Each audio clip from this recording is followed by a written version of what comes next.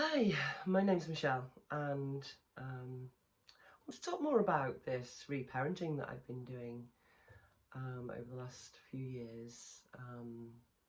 I've been so when trauma happens, when you get overwhelmed, we've got this magical, wonderful nervous system, this biosystem that kind of zip files the experience, and as there's plenty of spare within us, an adaptive part comes forward and takes on a role to survive. So in a way, there's like a doubling. You've got the real part, this the core self, that kind of gets zip filed, and then you've got the adaptive part that does what it needs to do to survive. So there's two elements really to shamanic reparenting. There's the psychology side, the psyche, which is our personal history, and then there's the soul part, which is the core self, and that is, I am trained in psychological, a few psychological frameworks, but the shamanic part that I'm talking about today is being able to travel into the Nagual, into other dimensional realities, to find those parts that kind of get stored in, how would I call it? It's kind of like we are in one great big energy soup, and all that energy is consciousness, and a soul part gets stored. It's a cloud, that's it. I'm a bit old, so talking in modern terminology isn't as natural to me as I'd like it to be. So there's like this iCloud, this cloud of consciousness, and shamanically we can go and get that part of ourselves back and bring it into our bodies, and once it's in our bodies we can feel it, hear it, see it, and integrate with it. Well, hopefully all those things I can, but you get a sense of that part being present and being able to, it's not always child parts as well,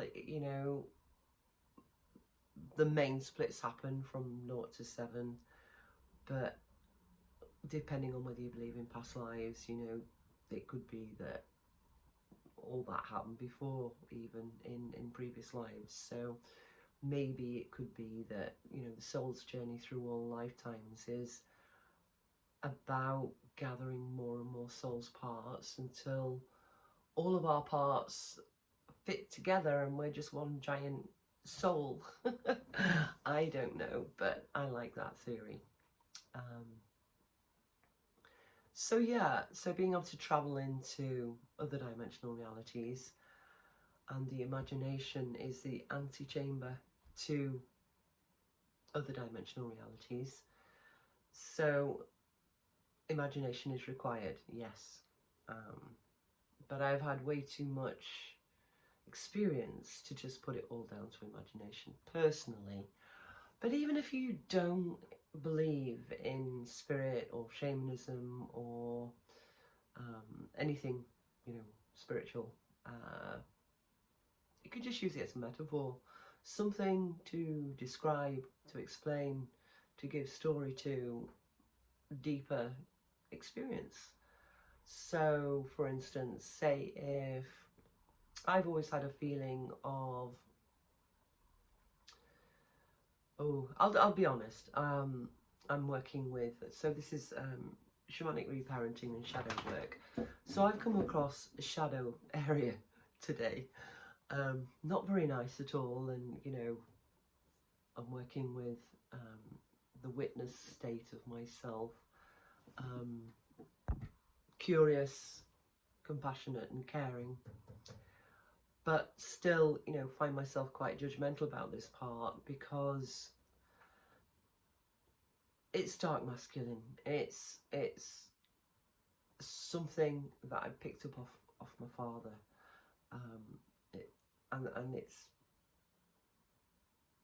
a very competitive edge that he had. Very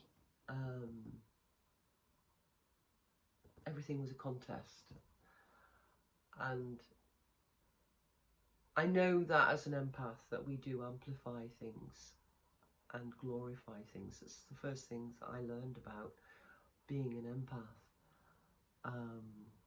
I identified as an empath anyway. It's not so much now the common terms of empath, because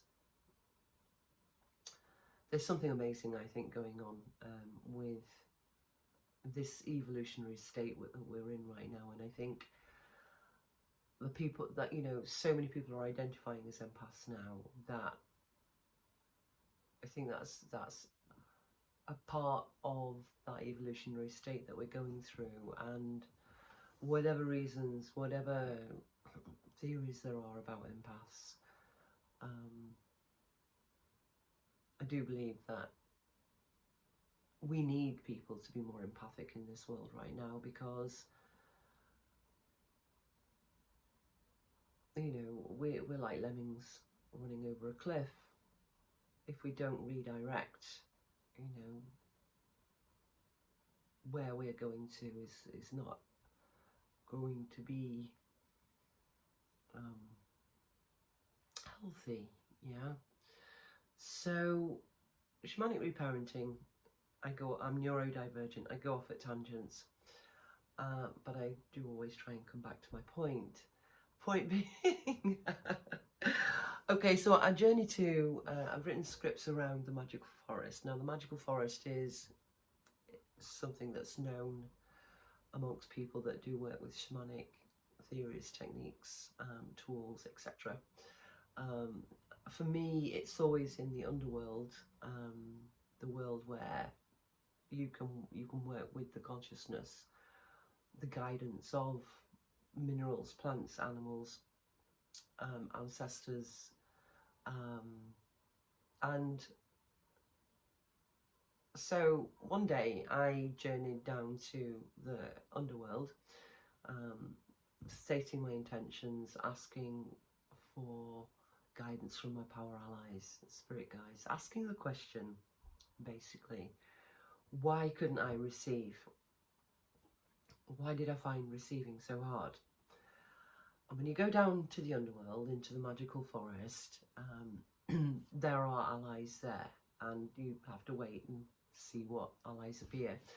And as I'm very lucky that, you know, I can really visualize, I can see, I can hear, I can really connect all my senses internally as well as externally.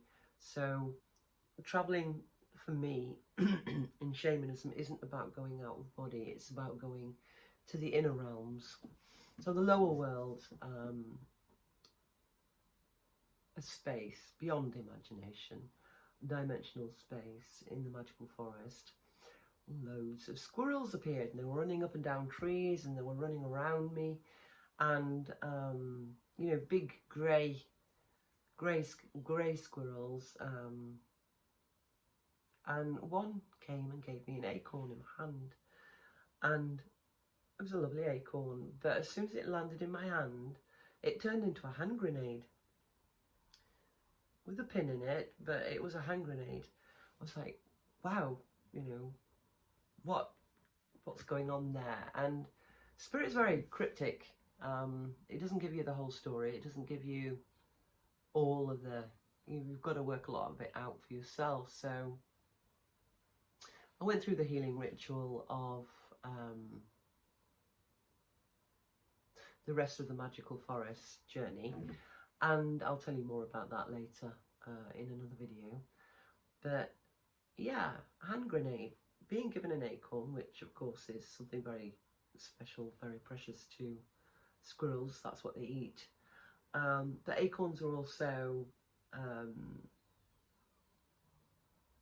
only just thinking of this now as an extra edge to it, but talking about where I was up until now, another realisation about it. But acorns you know, that's what they eat. They're precious, they're nuts, you know. And so I was given this gorgeous nut, and it turned into a really big hand grenade. And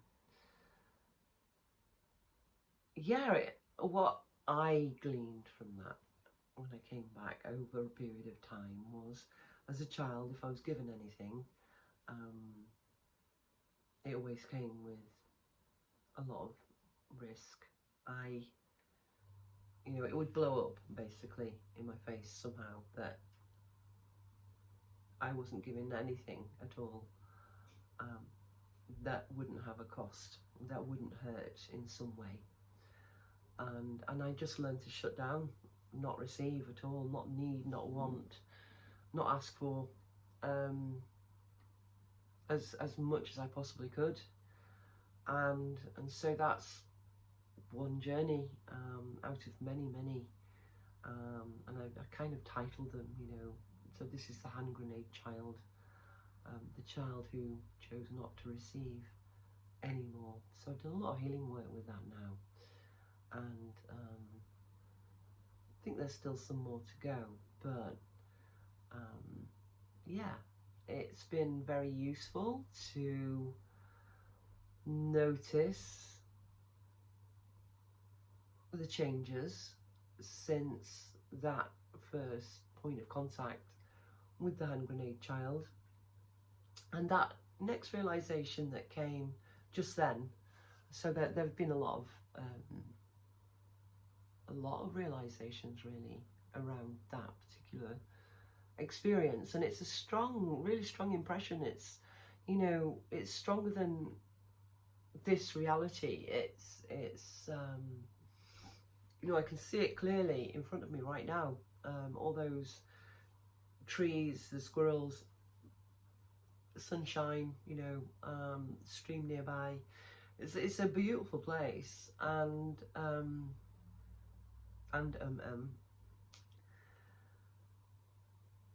but acorns grow into mighty oak trees, and the British oak is a very formidable tree, and it's full of wisdom as a sacred tree. So yeah, I mean, whoa, I've got to digest that one a little bit more. Anyway, I thought I'd mention it to give you an idea, more of an idea of what shamanic reparenting could be like for you if you want to give it a go. And that's it for now. My name's Michelle, and I will speak to you again soon.